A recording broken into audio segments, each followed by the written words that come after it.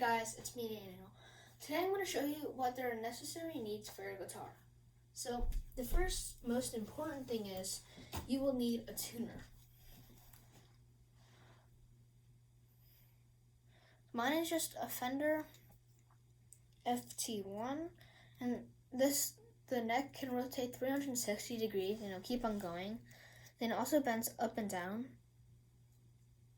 And then there should be a clamp on it with some foam pads so it doesn't scratch wherever you put it. The next one you will need is a polishing cloth so you can keep it clean without any scratches or anything dirty.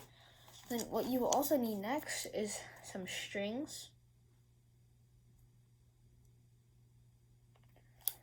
Yes, here are strings. You will definitely need them just in case. And you will need a guitar cable, so you can play in the key if your guitar is too high or too low to match the singer's voice and some stuff. So with the cloth, don't put it on the strings, just do it on the body. So the strings are in the middle, polish it on the left and the right. And you should go on YouTube and find a video on how to replace the strings.